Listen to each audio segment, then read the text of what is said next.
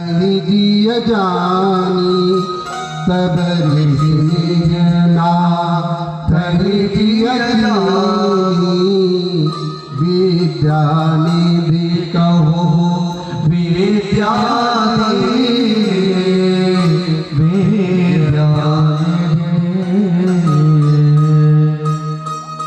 विश्वामित्र जी ने तब अपने जब केवल राम से आशा लगा ली तो विश्वामित्र जी के पास क्या है, ऐसी ऐसी विद्याएं हैं जो उन्होंने अपने तप से अर्जित की है। ऐसी विद्याएं जिनसे कभी प्यास और भूख, वर्षों प्यास और भूख ना लगे, वर्षों ऐसी ऐसी विद्याएं हैं। और ऐसी ऐसी विद्या हैं जिससे शरीर में बहुत बल इकट्ठा हो जाए और बहुत तेज इकट्ठा हो जाए। ऐसी जितनी सारी विद्याएं हैं और जितनी ब्रह्म विद्याएं हैं, ब्रह्मास्त्र हैं, वो सब महर्षि ने आज क्या किया, आयुध सर्व समर्प के प्रभु निज आश्रम सारे अपने अस्त्र शस्त्र जो उनको ब्रह्मास्त्र वगैरह मालूम थे वो सौंप दिए और जितनी विद्याएं आती थी वो सब राम को समर्पित कर दी कि राम तेरा तुझको अर्पण क्या लागे मेरा। और हम लोग क्या कहते तो हम भी यही हैं कि तेरा तुझको अर्पण और क्या लागे मेरा, लेकिन छूना नहीं प्रभु जी सब कुछ है मेरा। रोज कहते छूना नहीं प्रभु जी सब कुछ है मेरा। तो आज विश्वामित्र जी ने अपने को राम को समर्पित कर दिया। रात्र में शयन हुआ और प्रातः काल भगवान ने कह दिया कि जब ईश्वर तत्व रक्षा पे कब आता है, ईश्वर तत्व रक्षा तब आपकी करता है जब आप अपना समर्पण कर देते हैं। द्रौपदी भी कृष्ण को पुकारती रही और पुकारती कैसे रही, हे यदुनंदन, हे द्वारिकाधीश। भगवान तब तक और एक हाथ से अपने चीर को भी पकड़े हुए थी और पुकार रही है, तो भगवान नहीं आए और जो ही हाथ छोड़ करके कहा कि हे दीनानाथ, अब तेरे हाथ में मेरी लाज है। तो एक निमिष भी नहीं लगा, जितनी देर में पलक झपकती है उतनी देर भी नहीं लगा कि पता नहीं कितना चीर द्रौपदी का बढ़ गया। तो ईश्वर भी आपकी रक्षा तभी करना आरंभ करता है जब आप उसके लिए संपूर्ण रूप से समर्पित होते हैं। ये मानस का अगला सिद्धांत है कि ईश्वर के प्रति जब आप समर्पित हो जाएंगे तो ईश्वर स्वयं आपकी रक्षा प्रति पल, प्रति क्षण, प्रति निमिष आपकी करेगा। वो कहता तो है कि तुम मेरे प्रति समर्पित हो करके तो कोई भाव बना लो, किसी भाव से बना लो कि ये मेरे बाप है, ये मेरा बेटा है, ये मेरा नौकर है, ये मेरा पड़ोसी है, ये मेरा मित्र है। कोई भाव बना लो, मेरा सेवक है, जो भी भाव बना लो भगवान के साथ एक भाव बना लो और उस भाव के साथ उसको समर्पित कर दो। जिस दिन सारा समर्पण आपका हो गया, भगवान उस दिन बाध्य हो जाएगा प्रतिपल आपकी रक्षा करने के लिए, वो बाध्य हो जाएगा। जो ही विश्वामित्र जी ने सारा समर्पण किया, आयुध सर्व समर्पित, अपने अस्त्र शस्त्र डाल दिए कि प्रभु अब सब आपका।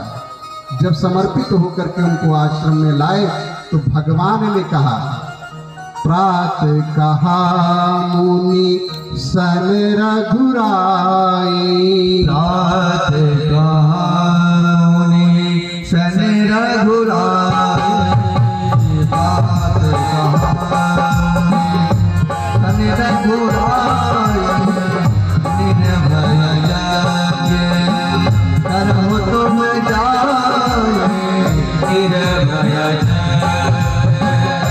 करहु तुम जाई हो मैं करन लागे मोहि भाई हो मैं करन लागे मोहि जाई हो मैं करन लागे मोहि भाई हो मैं करन लागे मोहि जाई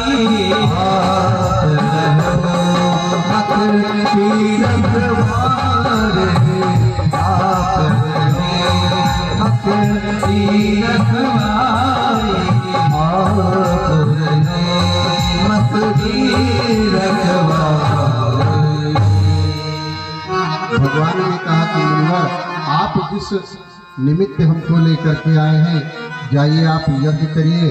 और भगवान स्वयं धनुष्मान लेकर के उस यज्ञ की रक्षा करने लगे।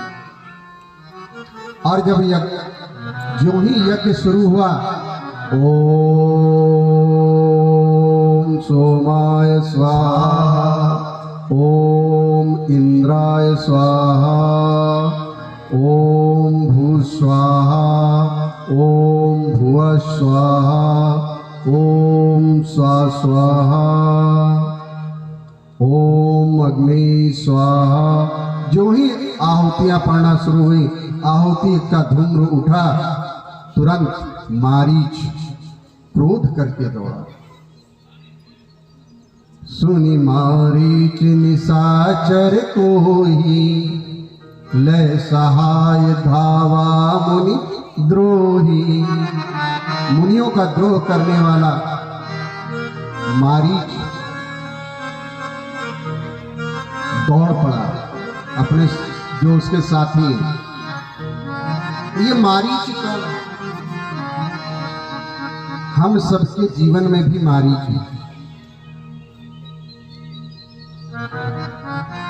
मारीच क्या है? मारीच दोष। हमारे सबके जीवन में जो दोष है, काम क्रोध मद लोभ, ये जो दोष है, ये दोष क्या है? ये मारीच है।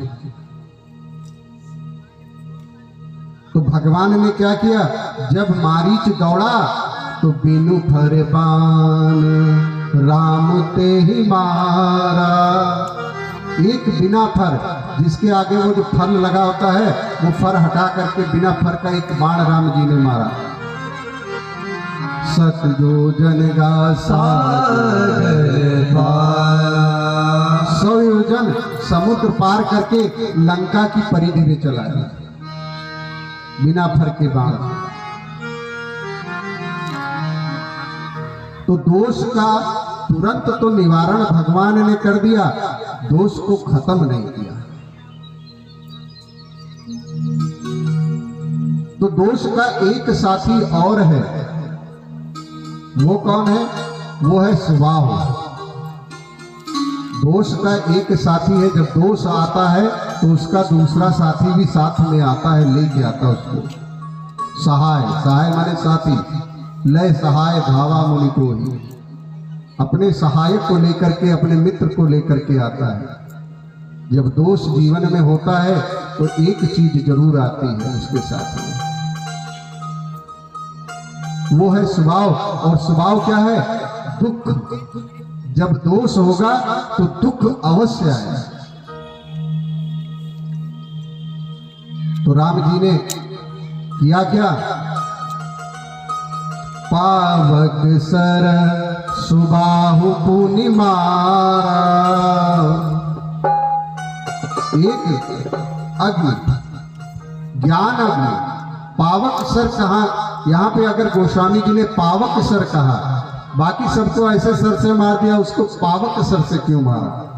पावक माने अग्नि, अर्थात दोष को नष्ट करने वाली अग्नि कौन सी है? ज्ञान की अग्नि।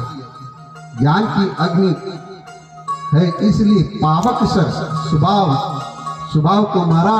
और स्वभाव के मरते ही राम जी ने सिर्फ 3 को मारा, ताड़का, मारीच और स्वभाव। मारीच को मारा नहीं, दूर भगा दिया और 2 का वध किया।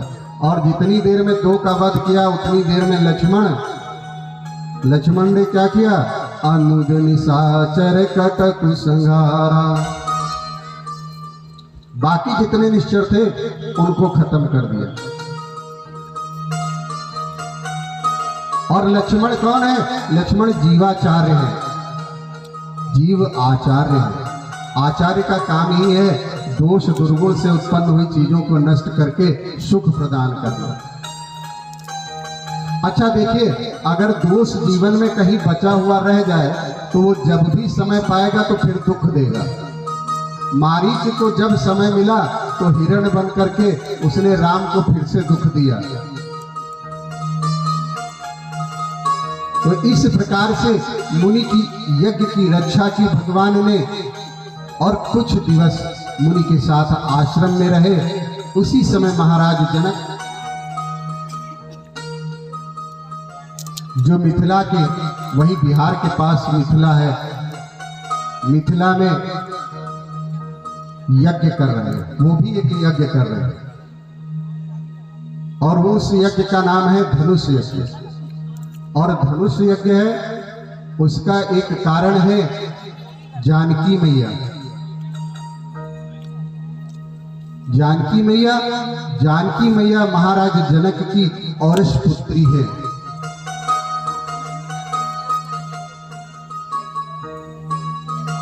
एक दिन जानकी मैया महाराज जनक के यहाँ रखे हुए शिव धनुष, जो कि बहुत बड़ा है, बहुत भारी भी है, जिसको 5000 सैनिक उठा करके लाते हैं, ये वाल्मीकि रामायण में एक बहुत बड़े आसन पर विराजमान है। मैया जानकी ने उसे खेल खेल में उठा लिया और उसके नीचे झाड़ा लगा दिया। जनक जी ने देखा तो जनक जी आश्चर्यचकित रह गए।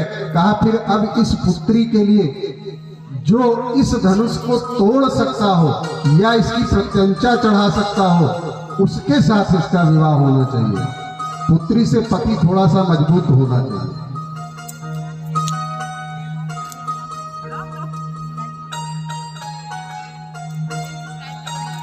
तो महाराज जनक ने उस समय यज्ञ का अनुष्ठान, एक प्रतिज्ञा की कि जो धनुष को तोड़ेगा शिव धनुष को, उसके साथ मैं अपनी जानकी का विवाह कर दूंगा, वो कोई भी हो, देव तनुज किन्नर नर सुर असुर देवता, कोई भी मनुष्य, कोई राजा महाराजा जो भी आएगा, मैं उसके साथ उसका विवाह कर दूंगा बिना किसी शर्त के।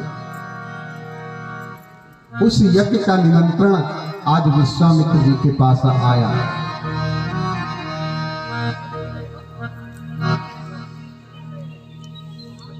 और कहा कि महाराज के यहाँ यज्ञ है, आपने पधारना है महाराज।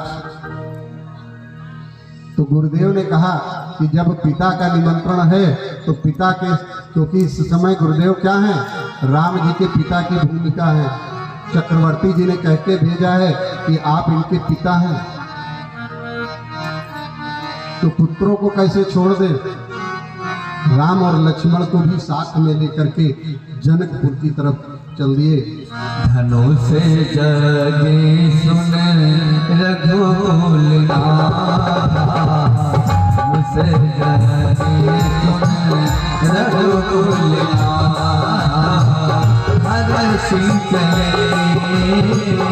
हरषि चले मोरे वर के साथ। धनुष जगे सुन रघुकुल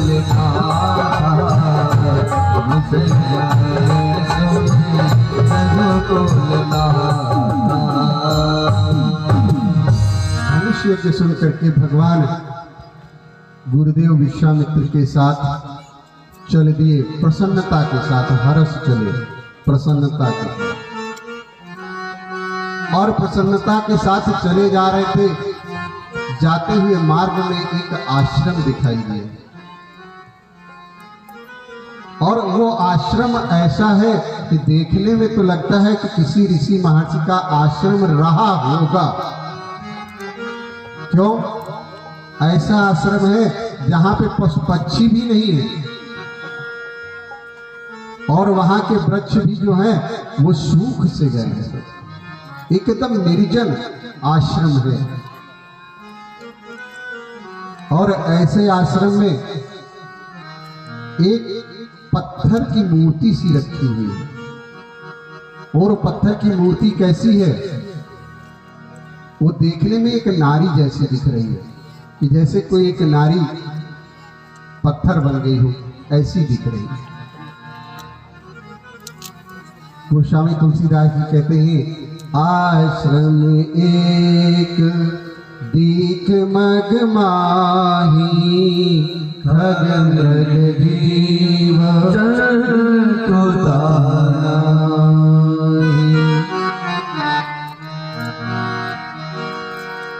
तो मुनिवर तो राम जी के साथ चले जा रहे हैं, तो वहां पे राम जी ने पूछ लिया कि गुरुदेव, पूछा मुनि सिला प्रभु दे, पूछा मुनि सिला प्रभु दे, सकल कथा मुनि कांत से, पूछा मुनि सिला प्रभु दे, सकल कथा मुनि कांत से।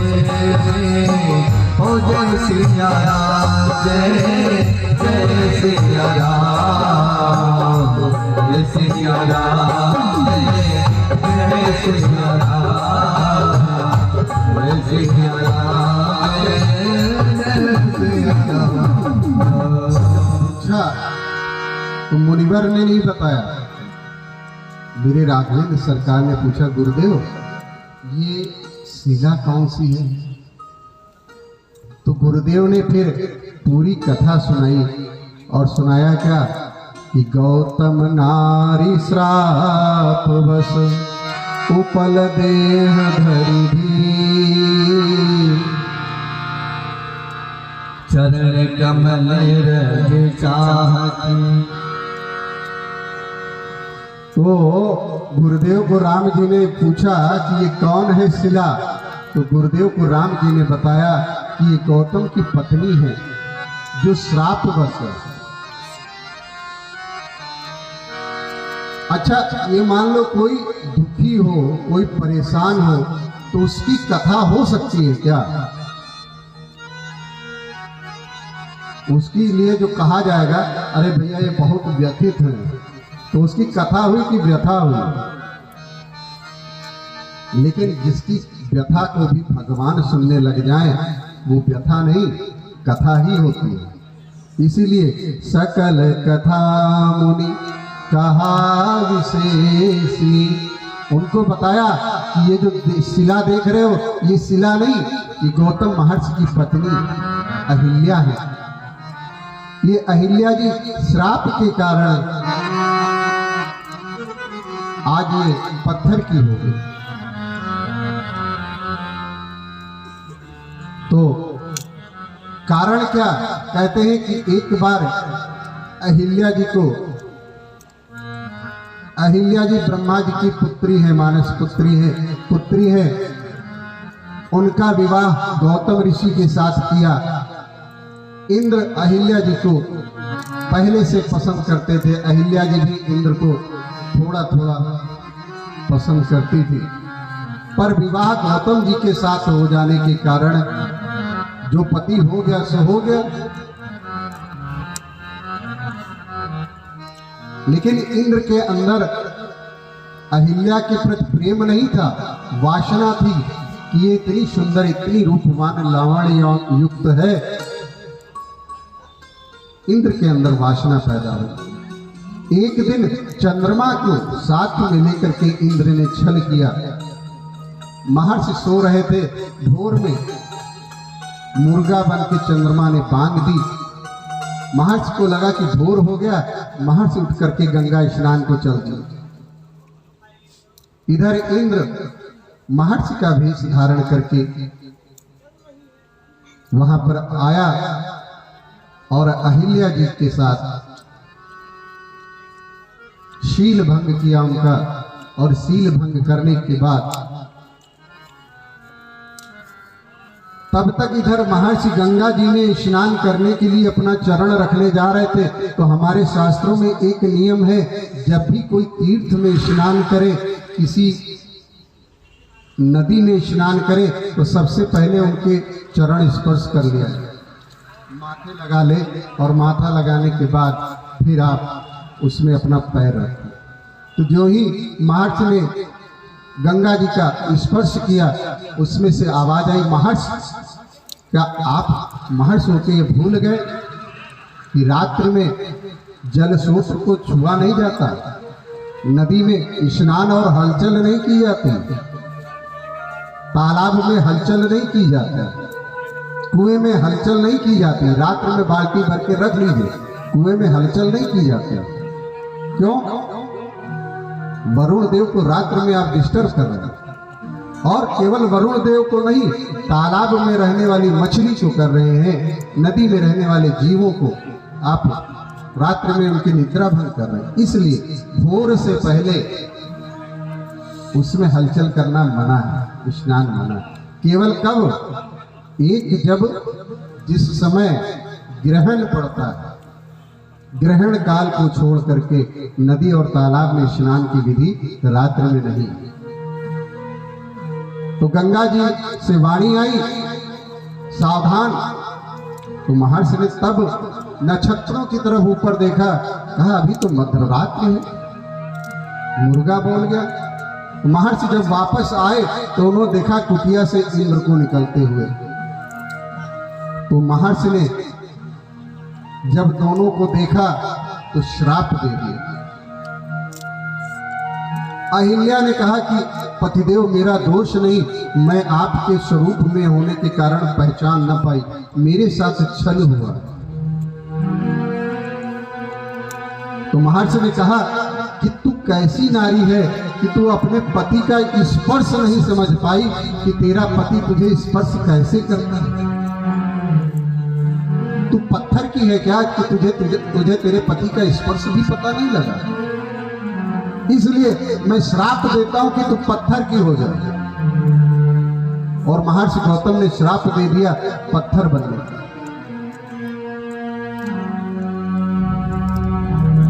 साहस स्वीकार कर लिया। अहिल्या जी ने कहा लेकिन प्रभु दोष मेरा नहीं था, मैं फिर भी कहती हूँ आपका श्राप अंगीकार है, मेरे अपराध को क्षमा करें। कहते हैं कि मुनिवर ने दया करके अहिल्या से कहा, अहिल्या जब रघुवंश में राम अवतार लेंगे और वो यहां से आएंगे, आकर के तुम्हारे ऊपर उनके चरणों की रज आएगी, तब तुम्हारा उद्धार होगा। ये सारी कथा विश्वामित्र जी राम जी को बताते हैं और कहते हैं चरण कमल रज चाहती कृपा करहु रघुवीर। ये आपकी चरण कमल की रज चह रही है, धूल चह रही है। और इधर अहिल्या जी पत्थर की है, पर मन में भाव पैदा हो गया उनके कि हे राम, मेरी जो बिगड़ गई है कम से कम इसको आज तुम बना दो। क्यों? मेरे राम की चरण रज ही ऐसी है। वो करती क्या है? राम की चरण रज करती क्या है? तेरी बिगड़ी बना देगी चरण रज राघव प्यारे, तेरी बिगड़ी बना देगी चरण रज राघव प्यारे, तेरी बिगड़ी बना देगी चरण रज राघव प्यारे, तेरी बिगड़ी बना देगी चरण रज राघव प्यारे। तो बस एक बार श्रद्धा से लगा एक मस्तक पर, बस एक बार श्रद्धा से लगा एक मस्तक मस्तक पर हो तो बसे के बाल श्रद्धा से लगा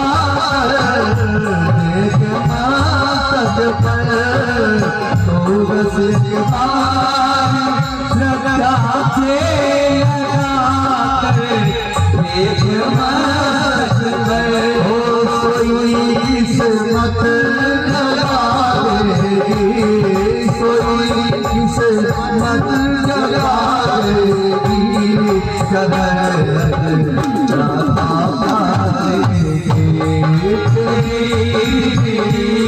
बना देगी राघव प्यारी।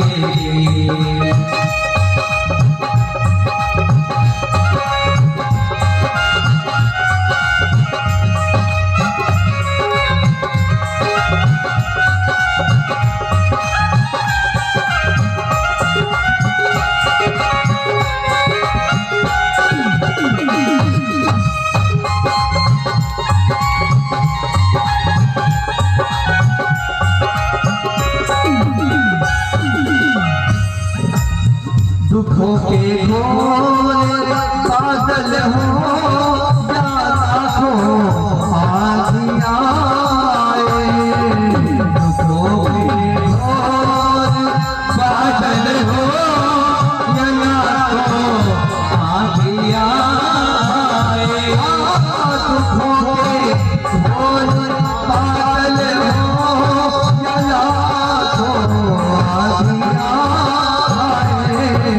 दुखोगे गोरे बादल हो या लाखों आँधियाँ क्या कहेगी वो तुझे सबसे बचा लेगी। जय हो तुझे सबसे बचा लेगी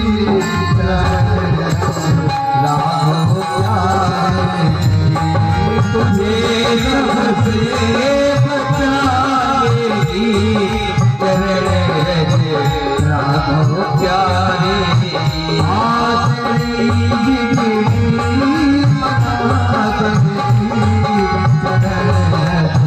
राघव प्यारे बना देगी राघव प्यारे। तेरे जीवन के अभियानों में बनेंगे रोशनी तुझको। तेरे जीवन के अभियानों में बनेंगे रोशनी तुझको। तेरे जीवन के अभियानों में बनेंगे रोशनी तुझको। तेरे जीवन के अँधियारों में बनेंगे रोशनी तुझको।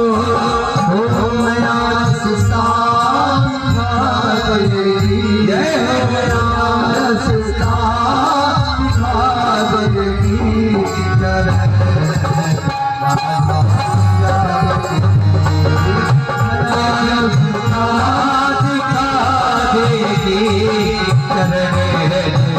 राघव प्यारे। हो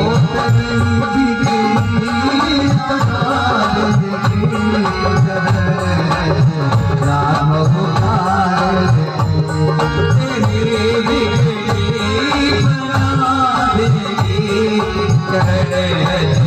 राघव प्यारे। और क्या होता है भरोसा है अगर सजा उठाकर से तुझको भरोसा है। सिर्फ इतना ही नहीं, तुम्हारे दुख दर्द मिटा दे, नया रास्ता दिखा दे। अगर तुम भरोसा कर लो तो व्यासपीठ से मैं कहता हूँ, मैं नहीं, मैं अपने राघवेंद्र सरकार को साक्षी मान करके कहता हूँ, भरोसा है अगर सच्चा उठाकर फर्श से तुझको। भरोसा है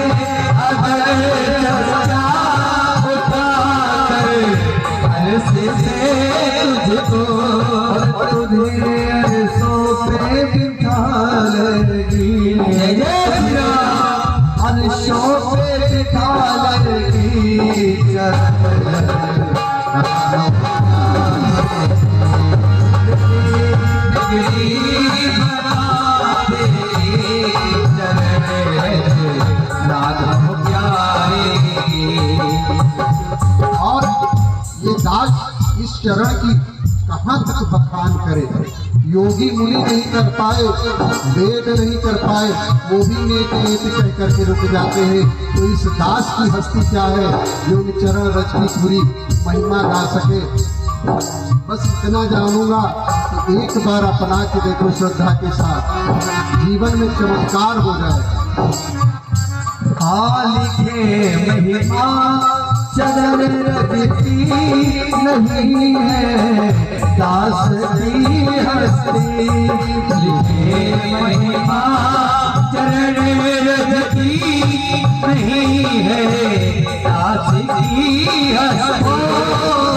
ये महिमा चरण रज की नहीं है दास की हस्ती। इस अंतिम भाव को सब लोग मस्ती में झूमते हुए गाएंगे क्या? और तुझे अपना बना लेगी, तुझे अपना बना लेगी, करत रज राहो प्यारे। तुझे अपना बना लेगी, करत रज राहो प्यारे। राघो प्यारे की चरण रज, राघो प्यारे हो रज, राघव प्यारे की चरण रज, राघव प्यारे की